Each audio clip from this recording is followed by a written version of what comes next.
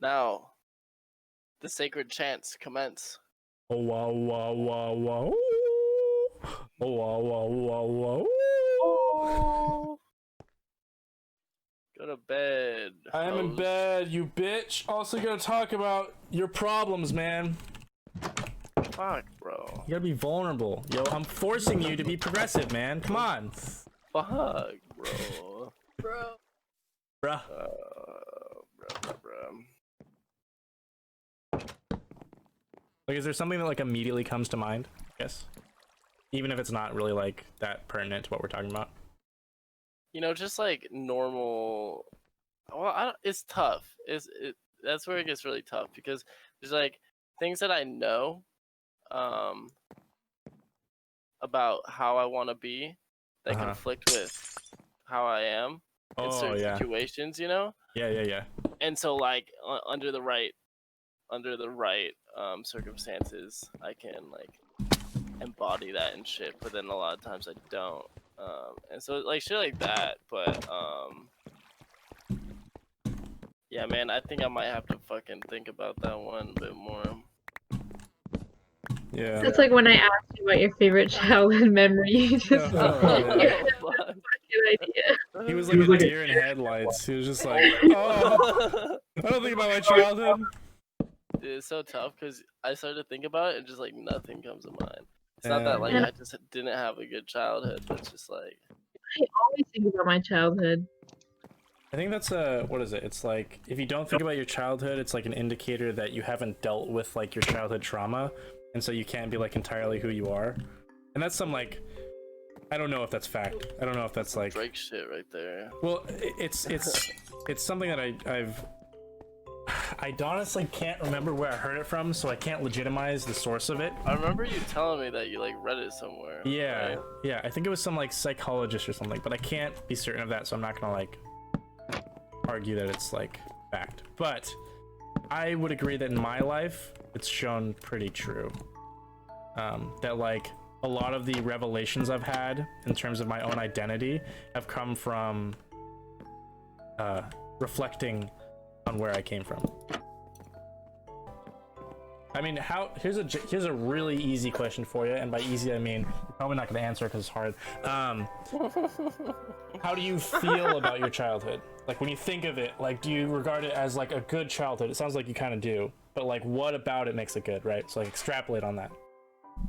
Just like general childhood things, I guess. Like, you know, I got like I feel like my parents had a healthy marriage and like had some siblings and like we were well off enough to where we didn't really struggle in financial ways. Your dad's a carpenter, like, right? Yeah. So there was nothing like crazy about it that made it, or there's nothing like big about it that made it bad. Or like no big struggles. There's no big struggles, right? So how do you feel about that? The fact that like you feel like you didn't struggle. You think that defined like how you are as a person now? I don't know, man, because it definitely like sometimes I felt like I almost wanted to be poor to like relate with other people more. Yeah, I can understand that. Which is weird because it seems like a struggle. Well, I mean that's like the definition of it, right? Yeah, exactly. But like that poor struggle, like I don't know, it seemed like there's hype to it, right? Like coming from a place where, you know, like you've got a tough background, and then there's a lot of culture to it. There's a lot of like nuance and societal like appeal to coming, especially American appeal, of coming from a place of disparity or unfortune and then making your own fortune, right? That's like what America is, you know? Like that's like our like right to fame is this idea that you can basically start at the very bottom and go to the top.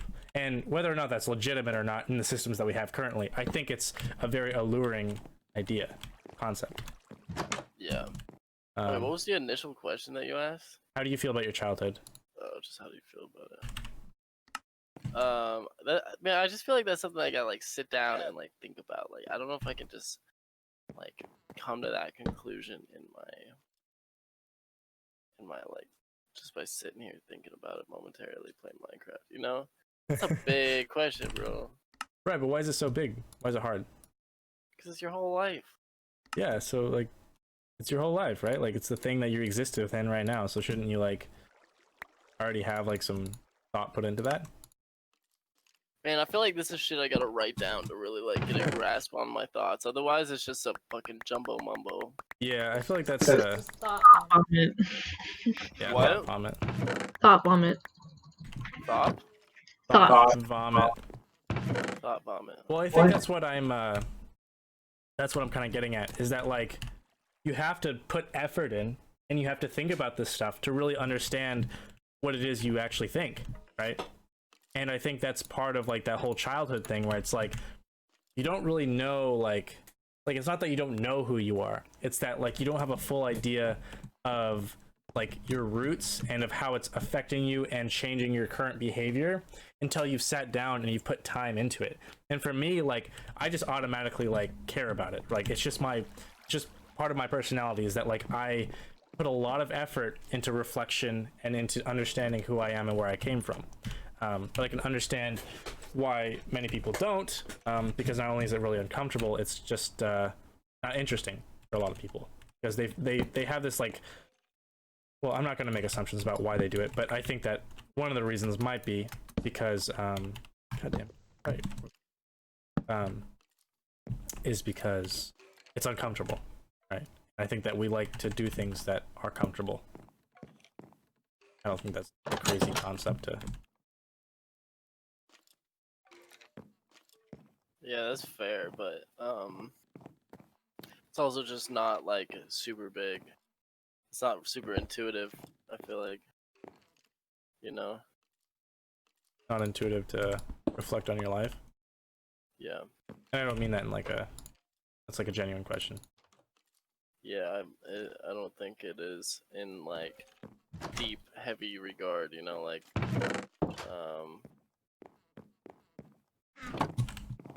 well, not do you to, think like, that's like a grasp cultural it, thing, that's- or do you think that's like a human thing? Like, do you think humans in general just like don't reflect, or do you think it's related to the way that we've grown up in our culture? Probably that. I mean, I feel like that's what I mean. Like, that's why it's not intuitive, is because I feel like You haven't if been you're taught to. yeah, if you're like taught to and shit, it's something else. But if you if it isn't like a big thing that's talked about, then like it's kind of hard just to get into that. Yeah, I mean, yeah. like you have to be pushed into it, kind of. Well, and you're not shown by people in your life who respect that it's important, then why would you? You know, like, especially if like you see people who you don't respect, who do a lot of like, you know, I don't know if self-reflection is the word, but in certain circumstances, it seems like the people that you disagree with are always so caught up in their head about like what's right and what's wrong that they lose the point of what's right and what's wrong, right? Like they just become I don't know what the argument I'm making is. Kind of, well, I do. I don't think it's as strong. I don't think it's strong enough to really push too much, but I can understand why it would be a thought process. It's valid. Did you guys daydream a lot as a kid? I did a lot of daydreaming. I remember as a kid, I used to fantasize a lot, and I think in retrospect, it was a lot of escapism. I was very caught up in this idea of heroism, and I think that's like a normal like young boy thing where it's like you want to be a superhero, you want to have powers, you want to be special, right? I just remember because I spent a lot of time alone as a kid, and so I would always just talk to myself, and I would create these characters in my head that I wanted to be or that I was, and I always felt like someone was watching me. Like there was this like divine camera crew following me around, and I was like the main character, and I always felt that. And so I would like act for that audience, and I would be that like superhero that I wanted to be. And I mean, like as an adult looking back, like I lumped that into just like being a kid and pretending and playing, right? But in reality, like the repercussions of that is that like I still feel like reality is this like game show in a way, and it's really been difficult in certain relationships that I've had because my grip with reality at that point in time was so like not very strong that you know, it really made me question the legitimacy of my feelings and of like what was actually happening, which is a terrifying thing, especially as like a developing young adult. As like, if you can't trust reality, then what the fuck can you trust? Yeah. Yeah, that's fucking scary. I mean, I feel like I can kind of relate to that experience that you had, Drake. Feeling like like you're being watched. For me, it felt more like Oh shit. I was crazy. So because of that, I felt like I should be acknowledged. I should be understood. I should be in the center of something. Because I had these like crazy visions and like images in my mind that I wanted to share. Right. I think I kind of felt that as well, where it's like, and I think that's I don't think that's strange or odd. In fact, I think it's like normal as an ego to go from a place of like childhood where the ego is mostly centered on yourself and your own perspective, and then as you're developing into an ego that acknowledges other realities, right? There's going to be a place at which you're like, man, like my ego is more important than the other egos as you acknowledge other egos and realities, right?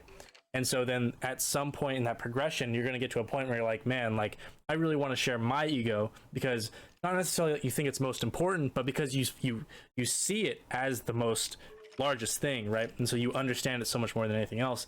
And like, especially if you're having like you described as like almost hallucinations that are very like, you know, vivid, and you get lost in them, then I can totally understand how you would you know, like you would want to share that, is what I'm trying to say. What you're describing is that like children need attention, right? They have these realities where they feel like they're super important, and then if a parent isn't giving them attention, you know, does that resonate at all? Yes, absolutely.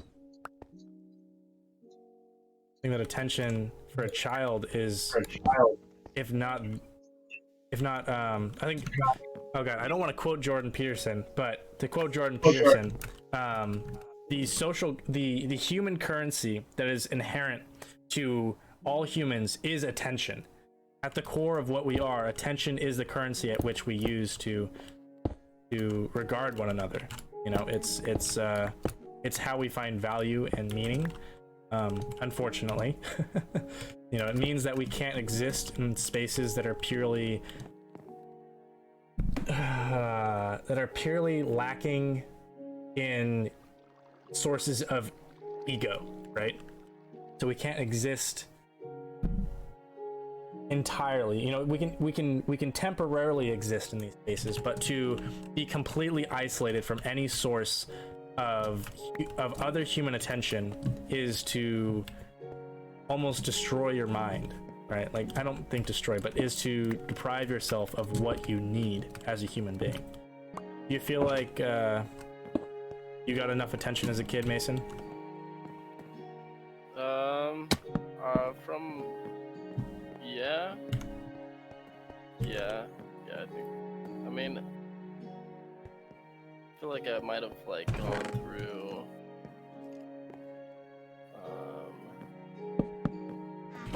a phase maybe later on that I didn't feel like it, but as a kid I think so. But I was also like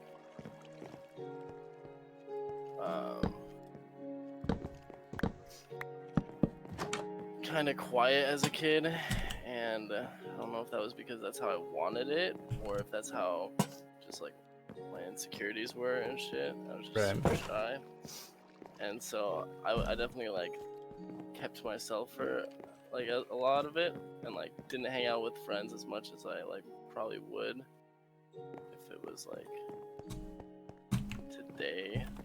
And yeah, I don't know if that like it's almost like sometimes like it seems like I might have just been isolating myself because insecurities, but I don't know if it was insecurities or if it's like, you know. Well, where do you think insecurities in children come from? Fucking just like random little life moments, I guess. I don't know. With like random life moments with like I feel like there's an important I don't know, I guess I'm trying to force like a point here, but I think that like for me, when we talk about insecurities, they come from very hurtful or traumatic events, or from a very reinforced concept of something, right? So like, you know, if you are a woman, grow up being taught that like women are supposed to be pretty, but you feel like you're not pretty, suddenly it's an insecurity, right? And you're taught that you're not pretty because you're taught what is pretty. But then there's also moments where, say you're a kid and you go out and you try to talk to a bunch of other kids and they don't accept you. And that's a traumatic moment that teaches you that, like, fuck, like, you know, there's something wrong with me. And that suddenly becomes like an insecurity because you find something that is wrong with you and then you fixate on that. And I don't think that's always the case, but I think that, like, my understanding of how humans work, that's what happens. So I guess my point that I was trying to push is that I think that, you know, addressing where those insecurities came from is a super powerful tool as humans to understand why we are the way that we are. Is to trace it back to like the origin. Yeah. Because if you can trace it back to the origin, then you gain so much insight about yourself, right? Because it's like you don't necessarily like lose that insecurity, right? But it's like if you feel a certain way about something, but you don't know where it's coming from, all you can do is feel it, right? But let's say like I've got a fear of oranges, right? If I know rationally that fear of oranges came because like someone fucking like beat me over the head with an orange when I was 3 years old, then I know that it's irrational to be scared of oranges, right? That's not a fear that's coming from something that's actually like legitimately worth being scared of. Instead, it's this like, you know, as a child, experiences are so much more traumatic for us, I think, because we don't have a perspective to understand the reality of what's happening. And so we can feel things that are completely irrational, right? And so if you understand that fear is coming from an irrational place, then you can put yourself in positions of showing yourself that it's irrational, right? You could eat an orange. You can walk into a grocery store and walk around in the orange aisle. And even though you feel uncomfortable, you're like, okay, I recognize that this fear is coming from an irrational place. And so I can overcome that fear. And I think fear is overcome. And I think the data in psychology suggests this like overwhelmingly, that in order to get over a fear, you have to embrace it. And I don't think embrace is the right word. I think you have to put yourself in that discomfort in order to overcome, right? People grow when they're uncomfortable. People overcome things, preconceptions of the world, when they have to face that preconception, and then they have to have evidence that preconception isn't always or isn't entirely reality, right? Because that's logical, right? If you think that skateboards cause like fucking aneurysms every time you touch them, and so you're fucking terrified of touching of a skateboard, all it takes is you to touch the skateboard once to realize that's not true, right? But that fear, that irrational sense that like, oh my god, I'm gonna die if I touch this fucking skateboard, is so powerful that it forces our behavior to act in a certain way that doesn't make any sense. But yeah, anyways, that's my TED Talk. Thanks for coming. Damn, dude. Yeah, so yeah, a lot of people that's like say that you gotta like embrace the fear and shit, but like I think that's kind of like, so you mean just purely like you gotta trace it back, like are you saying to overcome a fear you gotta like just straight up face it? Like what does that entail, you know? Like you just gotta do what scares you, or do you have to like go deep into it and definitely like find the origin? So I think rework it in your mind. I think in order to, okay, so let's say you're in a social situation that you're really uncomfortable with, right? And you don't know why, right? Like you just know that you're scared. You feel that you're scared. You feel that you're uncomfortable. You feel that like you have thoughts, right? And they might be specific thoughts, but ultimately you're uncomfortable, right? If you haven't thought about where that came from, then you're kind of in the dark, right? Like is it because these people, you respect these people and you have a fear of losing their respect, or is it because, you know, you don't feel comfortable talking? You know, there's so many different fears, and I think that like there's so much knowledge about yourself to be found in the origins of these fears, right? So if you know that when you were younger you walked into a group of people that you wanted to impress, that they rejected you, then you can understand that, okay, so I need to focus on walking into this group of people and showing myself that I can impress them, but also that impression, that perspective of what it means to impress someone is my own perspective. And then as you analyze that situation further, you can walk into it with a much better understanding of how to address that fear, right? Because because we're essentially just this big like glob of reaction and action, right? And if you better understand where your reactions are coming from, you can better manipulate the action that you take afterwards. I'm pretty sure I've told you that my mom would mock me, like straight up mock me. Fuck? Whenever I cry, whenever I feel really sad, she'd mock me and like repeat the words. It just took me back to that like feeling of like my emotions weren't valid, like I'm stupid, I'm dumb, I'm an idiot.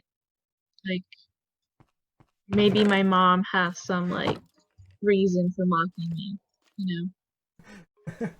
You can't rationalize with yourself that that your mom is mentally ill, right? Like that's not like as a child, that's not like your intuition to go to. Your intuition is that like, oh my god, my mom's right, you know, I am just being a little baby and my feelings aren't valid, because you trust your mom, right? It's just your fucking mother.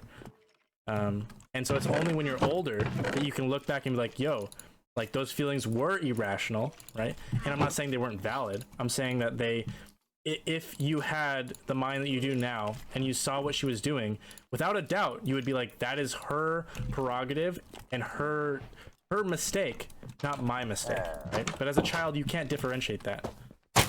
Ow, ow, ow. Ow. You're good. So, I guess, do you understand why I put so much focus on understanding childhood? The arguments that I'm making doesn't make sense. Definitely. So then, how would you like? Do you feel like you've done an adequate amount of reflection on your past? Definitely not. Definitely not. Yo, you do have any oak? No. Oh wait, here I found some. Yeah, I would like to do some more. That'd be good. But problem with me is I always want to like write it down and make it this like big event and shit. And like, cause it is a big event. Like you gotta go deep, you know. But Yeah. then it's hard to find like time where I just actually want to like sit down and go that deep.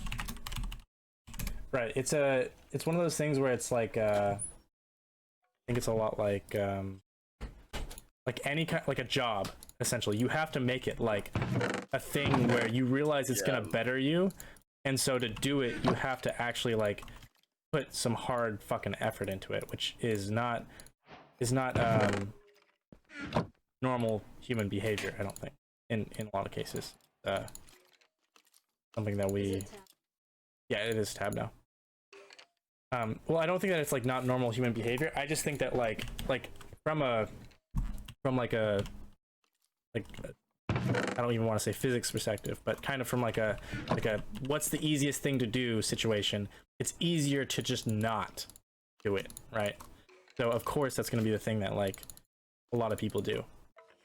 Dude, this thing's fucking dank, yo. I love the scale of it. Oh my god, you did a great job with this. the scale of it. Yeah, like dude, it feels so like open and wide. All right, I think I want to add like rows of bookcases. Yeah, I don't know what to do with the bookshelves and shit. What was I saying? Fuck, dude, I keep blanking out, man. Lose the caffeine. Fucking, you know, like relationships are like these things where like you just gotta love like the moment. You can't live for, you know, what's gonna happen in 5 months or whatever. You just gotta like, embrace the ambiguity of what might happen, because otherwise you're just gonna be holding back, and I think holding back is good in some cases, you know, like if you know, like, you know, you got to move to India in 2 weeks and you just met this person, like maybe you shouldn't put all of your marbles on him. No, that's 2 nights ago. Look at me and Mason killing it. Look at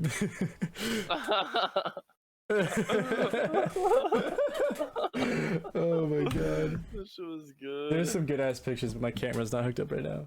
Oh my god. So we gotta get some laws done. Rules of this world. 1. Do not eat squid. Squid. Ass? Dude, ass eating. Yeah. That's the culture. You must eat ass. Alright. Ass eating is what this town was built upon. Very foundation.